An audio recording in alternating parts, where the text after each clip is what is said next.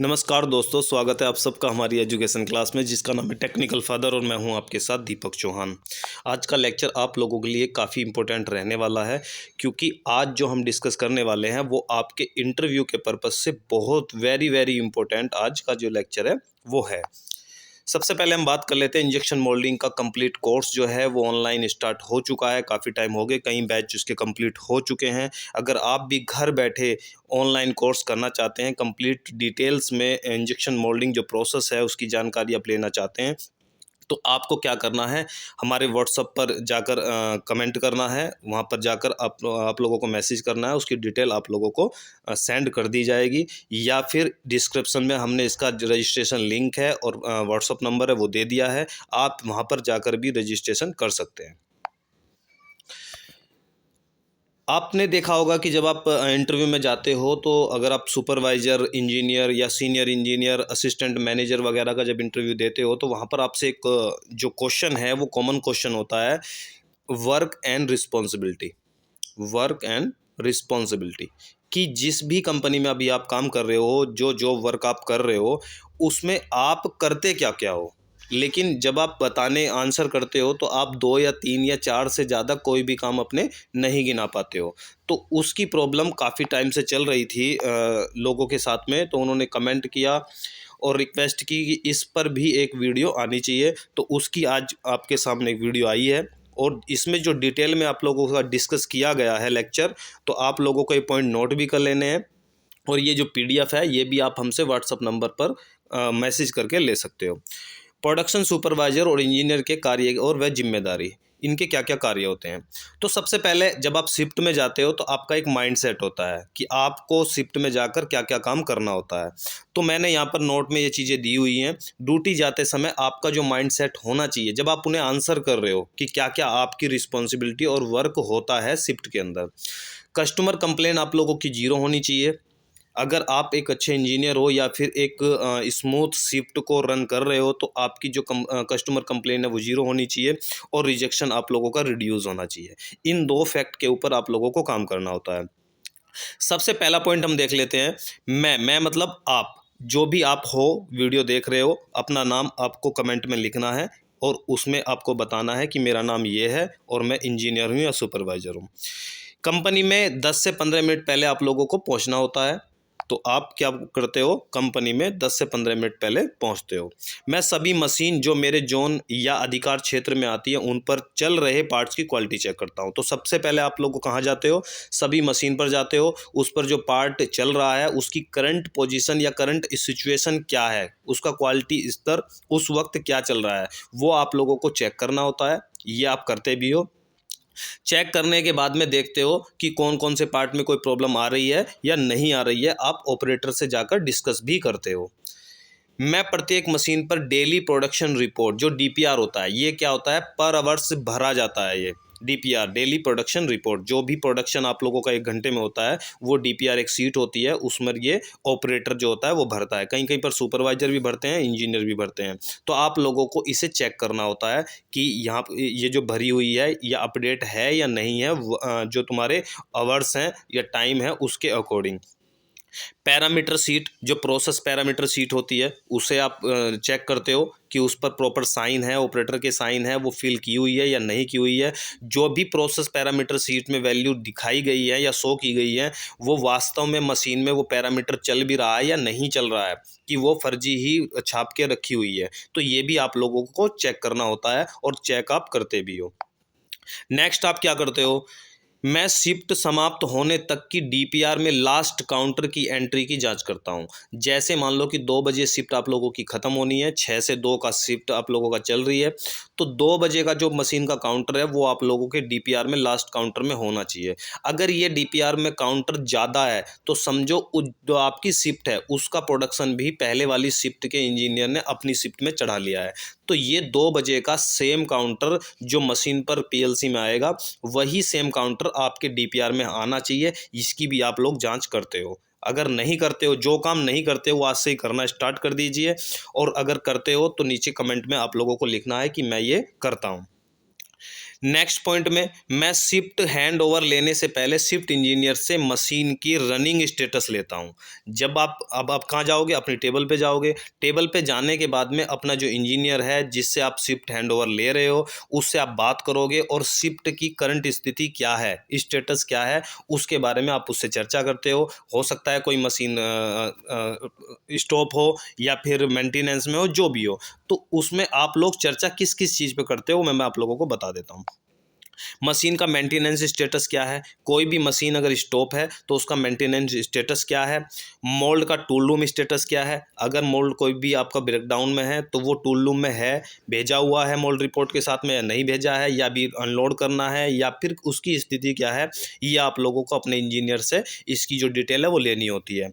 Machine के जब maintenance की बात आती है तो मैं आप लोगों को यहाँ पर एक चीज़ ज़रूर बता देना चाहूँगा कि जो भी मशीन आप हैंड ओवर लेते हो वो कभी भी स्टॉप कंडीशन में नहीं लेनी है, उसे चलती हुई कंडीशन में ही लेनी है। कई बार इंजीनियर या सुपरवाइजर जब शिफ्ट हैंड ओवर करता है तो वो मशीन को स्टॉप देता है और जो कारण होता है उसका जो कारण बताता है वो मैन पावर की शॉर्टेज बताता है कि मैन पावर नहीं थी। ठीक है, तो ये जो मैन पावर नहीं है या फिर जो भी स्थिति है वो आपकी लॉग बुक में भी मेंशन होनी चाहिए। जो लॉग बुक में लिखा है और शिफ्ट की कंडीशन जो है वो आपस में मैच करनी चाहिए, तभी आप लोगों को हैंड ओवर पे साइन करना होता है, नहीं तो साइन नहीं करना होता है।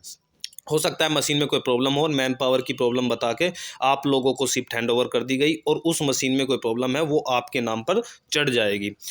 नेक्स्ट आप क्या अपडेट लेते हो, पार्ट का क्वालिटी स्टेटस क्या है। हो सकता है कि आपने कोई नया पार्ट जो है वो सेटअप किया हो, उसका जो पार्ट है वो क्वालिटी को भेजा हुआ हो, सैंपल वो आया है या नहीं आया है, किसी पार्ट में कोई प्रॉब्लम चल रही है जिसे आप फ्लैश ट्रिमिंग करा रहे हो या फिर कुछ और कपड़ा वगैरह लगवा रहे हो, कुछ भी ए टू जेड जो भी उस क्वालिटी से रिलेटेड आप कुछ भी अपडेट है वो आप उनसे ले लोगे।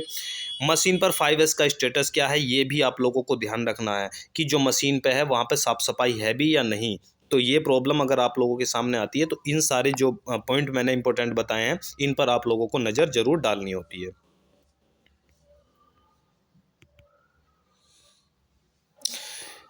नेक्स्ट पॉइंट देखते हैं, 6 पॉइंट है, लॉग बुक की एंट्री को रनिंग स्टेटस से मैच करता हूँ। मैं जब इंजीनियर हूँ और मैं शिफ्ट में जाता हूँ तो मैं लॉग बुक पढ़ता हूँ और जो शिफ्ट की कंडीशन है उसे मैं आपस में मैच कर लेता हूँ। प्लानिंग पढ़ता हूँ और प्लानिंग को इम्प्लीमेंट करने के संबंध में मोल्ड चेंजर से मीटिंग करता हूँ। मैंने अब हैंड ओवर ले लिया है, लेने के बाद में मैं क्या करता हूँ, जो प्लानिंग का रजिस्टर होगा या फिर ग्रुप में आपकी प्लानिंग आती है, ग्रुप में प्लानिंग आती है तो मैं जो है उस प्लानिंग को पढ़ता हूँ और अपने जो मोल्ड चेंजर होगा उसे मैं बुलाता हूँ और उससे रिलेटेड मैं क्या करता हूँ, मीटिंग करता हूँ कि आज जो शिफ्ट में है हमें किस तरीके से काम करना होता है। और वो सारी चीज़ें मैं उससे डिस्कस करने के बाद में उसे भी बोल देता हूँ कि जाओ मशीन पर और ये प्लानिंग के अकॉर्डिंग इम्प्लीमेंट करो। नोट, मैं शिफ्ट में सेफ्टी को फर्स्ट रखता हूँ। अगर आप एक अच्छे इंजीनियर, अच्छे सुपरवाइज़र हैं तो आपको सेफ्टी से कोई भी कॉम्प्रोमाइज़ नहीं करना होता है। तो सबसे पहले आप लोगों की मैन सेफ्टी आती है। जो भी ऑपरेटर आपकी शिफ्ट में काम कर रहे हैं, डाई लोडर काम कर रहे हैं, चाहे फिर आप खुद काम कर रहे हो, तो कोई भी सेफ्टी से कॉम्प्रोमाइज़ आप लोगों को नहीं करना होता है। किसी भी ऐसी मशीन पर जहाँ पर कोई प्रॉब्लम है या फिर बाईपास करने की ज़रूरत पड़ रही है तो किसी भी ऑपरेटर को वहाँ पर ऐसी जगह पर ना लगाएं जहाँ से सेफ्टी से कॉम्प्रोमाइज़ करना पड़े। मशीन रुक जाए कोई प्रॉब्लम नहीं है, आप लोगों को अपने सीनियर को सेफ्टी को कॉम्प्रोमाइज़ करके खुश करना नहीं होता है। मशीन सेफ्टी, जो भी मशीन है उसकी सेफ्टी, कोई भी मशीन आपको लगती है कि मोल्ड का स्पीड तेज है, वो काफ़ी आवाज़ कर रही है, साउंड कर रही है, कुछ भी ऐसी सेफ्टी जो मशीन से रिलेटेड है अगर आप लोगों को लगती है तो उस मशीन को स्टॉप कर देना होता है। आपको प्रोडक्शन के लालच में नहीं पड़ना होता है क्योंकि सेफ्टी फर्स्ट रखी गई है। मोल्ड की सेफ्टी, अगर आपकी मोल्ड में कोई प्रॉब्लम आ रही है और उसकी सेफ्टी को कॉम्प्रोमाइज़ करके आप चला रहे हो तो उसे भी नहीं चलाना है। आप लोगों को क्या है, टूल रूम के जो है स्लिप भर देनी है उसकी, और मशीन में अगर प्रॉब्लम है तो मेंटेनेंस की स्लिप भर के ब्रेकडाउन काट कर मेंटेनेंस वालों को दे देना है और वो उसे आकर सही करते हैं। तभी उसके बाद ही आप लोगों को मशीन हैंडओवर अपने लेनी है और चलानी है। मटेरियल सेफ्टी, जो मटेरियल है, कई बार मटेरियल की प्रॉब्लम क्या आती है, मटेरियल मिक्सिंग की काफ़ी प्रॉब्लम आ जाती है। सबसे बड़ी प्रॉब्लम मटेरियल मिक्सिंग की आती है। एक मटेरियल दूसरे में ऑपरेटर को पता नहीं होता है और हेल्पर को नहीं पता होता, वो मिक्स कर देते हैं। तो इस प्रॉब्लम को आप लोगों को ध्यान रखना होता है। और मैं ये आप लोगों को बता नहीं रहा हूँ, ये आप लोग करते हो, सिर्फ आप लोगों को एक रिकॉल हो जाएगा चीज़ों का, ताकि आप इंटरव्यू में ये चीज़ें बता सको। अगर ये नहीं आप लोगों ने सुनी है तो आज ये नोटिस भी कर लेना। दूसरी चीज़ क्या होती है, जो भी पार्ट आप लोगों का चल रहा है वो उस पार्ट का ही मटेरियल हॉपर में होना चाहिए। कई बार क्या होता है कि 6 बजे की शिफ्ट होती है, जो पूरा स्टाफ होता है वो 9 बजे आता है, मैनेजमेंट स्टाफ। तो 6 बजे से 9 बजे तक उसी मटेरियल पे मोल्ड चल रहा होता है, जो मटेरियल उसका होता भी नहीं है। 9 बजे आकर उसकी जांच पड़ताल होती है तो पता लगता है कि आपने 2-3 हज़ार जो पार्ट हैं वो फालतू के निकाल दिए हैं, और वो रिजेक्शन बनेगा। ऐसा कब होता है? ऐसा तब होता है जब नाइट की शिफ्ट से आप हैंडओवर लेते हो और उसने मोल्ड तो चेंज कर दिया जाते जाते, लेकिन मटेरियल को चेंज नहीं किया। आपने लगा कि मटेरियल इसने चेंज कर दिया होगा क्योंकि मोल्ड चेंज है, तो आपने आकर मशीन को चला दिया और वो जो है चली रही है, रात भर भी चली है और आपने भी हैंडओवर ऐसे ले लिया और वो तब भी चल रही है। तो इसलिए आप लोगों को इन दोनों कॉन्सेप्ट पे ध्यान देना है और मटेरियल को सेफ्टी बनाना है, और जो है मिक्सिंग को रोकना है। मैन पावर हैंडलिंग, कई बार होता है कि हम बोल देते हैं कि मैन पावर हैंडलिंग, तो मैन पावर हैंडलिंग से चीज़ें निकल कर आती है कि आप मैन पावर को डांट के काम कराते हो या फोर्सफुली काम करा रहे हो या फिर किस तरीके से काम करा रहे हो। तो मैन पावर हैंडलिंग का मतलब ये नहीं होता है कि आप मैन पावर पर चिल्लाते हो, उसे गाली देते हो, उससे कोई लेना देना इसका नहीं है। अगर आप ऐसा मैन पावर हैंडलिंग का मतलब मीन्स समझते हो तो आप निहायती गधे हो। इसलिए क्योंकि मैन पावर हैंडलिंग का मतलब होता है कि जिस मशीन पर कोई भी मैन पावर अच्छे से काम कर सकती है, उसका आउटपुट उस मशीन पर अच्छे से दे सकती है, तो उसे वहीं पर लगाना होता है। एग्जाम्पल के तौर पर समझो, अगर हम अकाउंटेंट को सुपरवाइजर या टेक्निकल काम दे देंगे तो वो नहीं कर पाएगा क्योंकि उसका अपना फील्ड है। अगर आप अकाउंटेंट का काम करोगे तो आपका अपना फील्ड है, आप वहाँ पर काम नहीं कर पाओगे। तो हर ऑपरेटर के पास में, हर हेल्पर के पास में अपनी एक स्किल होती है, वो किस मशीन पर अच्छी तरीके से काम कर सकता है, सेफ्टी के अनुसार काम कर सकता है और उसका आउटपुट प्रोडक्शन अच्छा दे सकता है। उस पार्ट के बारे में उसकी अच्छी क्वालिटी की जानकारी भी है कि जो पार्ट वो निकालेगा वो क्वालिटी वाला ही निकालेगा। इसलिए आप लोगों को मैन पावर हैंडलिंग का मतलब होता है कि जिस मशीन पर जो ऑपरेटर अच्छी तरीके से काम कर सकता है उसे उसी मशीन पर लगाना होता है। इसे बोलते हैं आप मैन पावर हैंडलिंग, ना कि उसे डांट कर और गाली देकर काम करवाने को मैन पावर हैंडलिंग बोलते हैं। तो वो किस मशीन पर, जिस मशीन को क्वालिटी, सेफ्टी और अच्छे से आउटपुट के साथ ऑपरेट कर सकता है, उसे उसी मशीन पर आप लोगों को शिफ्ट करना होता है। 9 पॉइंट देखते हैं। प्लानिंग के अनुसार जिस मशीन पर मोल्ड चेंज होता है, मैं समय के अनुसार उस मशीन की मॉनिटरिंग करता हूं।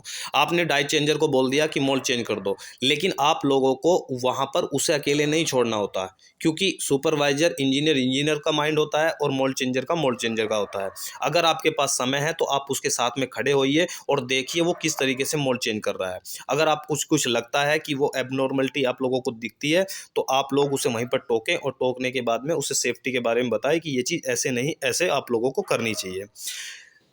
जो आदमी देखता है वो काफ़ी सारी चीज़ें और भी देखता है, जो करता है वो कई बार चीज़ों को इग्नोर कर देता है, लेकिन जो देख रहा होता है पीछे खड़ा होकर वो सारी चीज़ों को नोटिस भी करता है। तो इसलिए आप लोगों को डाई चेंजर के साथ में, मोल्ड चेंजर के साथ में मोल्ड को लोड करवाना चाहिए वहाँ पर खड़े होकर। एग्जाम्पल के तौर पर, मोल्ड की क्लैंपिंग सही है या नहीं है, ये आप लोगों को मोल्ड को सेटअप स्टार्ट करने से पहले सही से देख लेना है। पेपर होता है, पेपर को क्लैंप के नीचे लगाओ, अगर वो टेपर होगा तो पेपर अंदर चला जाएगा और जो है आपको पता चल जाएगा कि जो क्लैंप है वो टेपर लगी हुई है। ठीक है। रॉ मटेरियल मिक्स ना हो उस समय पर, ये भी आप लोगों को खड़े होकर वहीं पर ध्यान रखना है। मोल्ड चेंजर ने मोल्ड लगाते समय चेक सीट को फॉलो भी किया है या नहीं किया है, ये आप लोगों को वहाँ पर खड़े होकर चेक करना है और वहाँ पर क्या करना है, उस पर साइन भी करने होते हैं। चेक सीट से रिलेटेड क्या है कि जो भी मोल्ड चेंज कर रहा है तो चेक सीट में कुछ पॉइंट दिए होते हैं, जैसे आपने पानी ऑन किया या नहीं किया, एमटीसी चालू करी नहीं करी, जो भी पर्ज किया या नहीं किया, जो भी चीज़ें हैं उस चेक सीट में वो आप लोगों को उससे फॉलो कराने होते हैं, चेक करना होता है, क्योंकि मॉनिटरिंग बहुत ज़्यादा ज़रूरी होती है। पानी की सप्लाई सही होनी चाहिए, ये आप लोगों को मोल्ड को लोड करते समय ध्यान रखना है। यानी प्री कंट्रोल से जुड़े सभी महत्वपूर्ण बिंदुओं पर आप लोगों को मैं जांच करता हूँ। ठीक है। तो प्री कंट्रोल क्या होता है कि मशीन को चलने से पहले, स्टार्ट करने से पहले जो भी आप लोगों को सेफ्टी बरतनी होती है, जिन पॉइंटों का ध्यान रखना होता है, उसे आप प्री कंट्रोल बोलते हैं। इसके बारे में भी हम लेक्चर ले लेंगे। आप कमेंट में लिख देना कि दो चीज़ें होती हैं, एक प्री कंट्रोल होता है, एक पॉजिटिव कंट्रोल होता है। ये दोनों क्या होते हैं, इनका डिफरेंस आपस में क्या होता है, कमेंट में आप लोगों को बताना भी है, और इस पर लेक्चर लेना है या नहीं लेना ये भी आप नीचे बता सकते हो।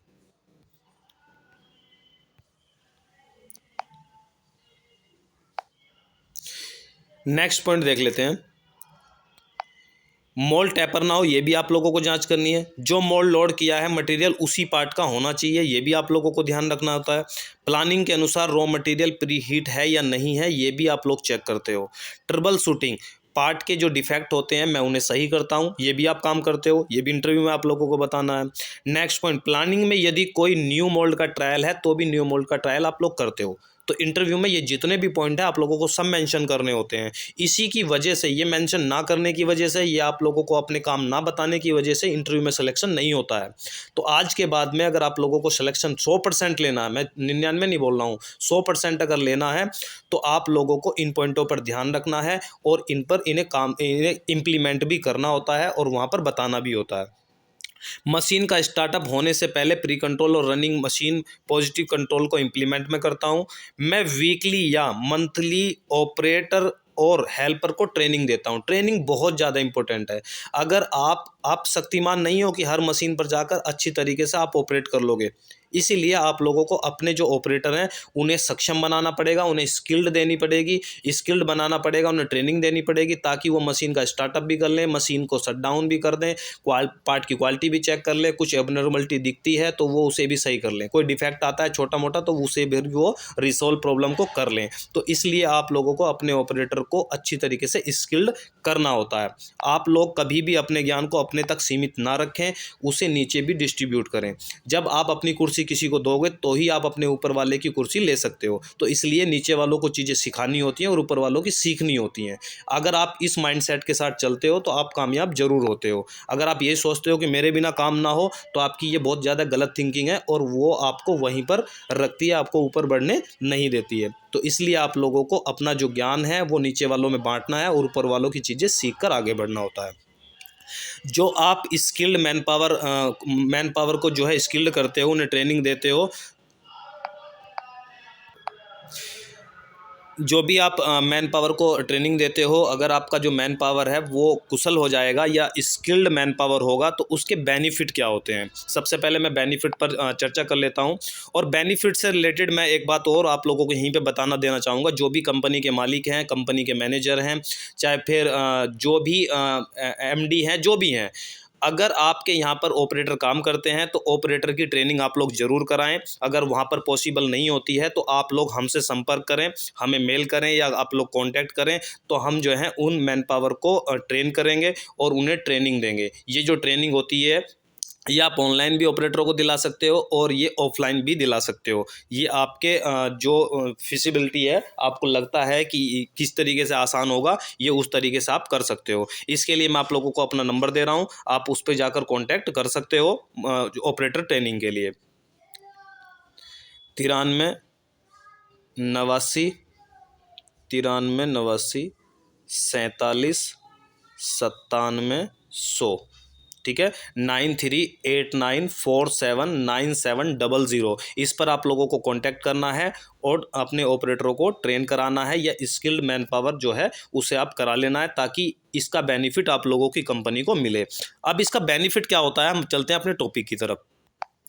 Improve part quality. अगर आपकी जो मैन पावर है वो स्किल्ड होती है तो आपकी पार्ट की क्वालिटी अच्छी होती है। रिड्यूस रिजेक्शन, जो भी रिजेक्शन आप लोगों का हो रहा है वो कम होने लगता है। इसका कारण क्या होता है, जो ऑपरेटर स्किल्ड नहीं है उन्हें यही नहीं पता है कि ये पार्ट क्वालिटी के अकॉर्डिंग है भी या नहीं, ये चलेगा या नहीं चलेगा। वो सुपरवाइजर के डर से या इंजीनियर के डर से उसे डस्टबिन में फेंक देते हैं या फिर रिजेक्शन बॉक्स में फेंक देते हैं और वो चल सकता है लेकिन वो डिसीजन नहीं ले पाते क्योंकि वो स्किल्ड नहीं है। और उसका जो नुकसान होता है पूरा का पूरा वो कंपनी को झेलना पड़ता है और कंपनी को इसके बारे में पता भी नहीं होता है। तो इसलिए अपने ऑपरेटर की ट्रेनिंग आप लोगों को जरूर करानी है। थोड़े बहुत पैसे लग जाते हैं, आप उससे कॉम्प्रोमाइज़ ना करें। इसलिए आप लोगों का जो बेनिफिट है वो लॉन्ग टर्म बेनिफिट होने वाला है।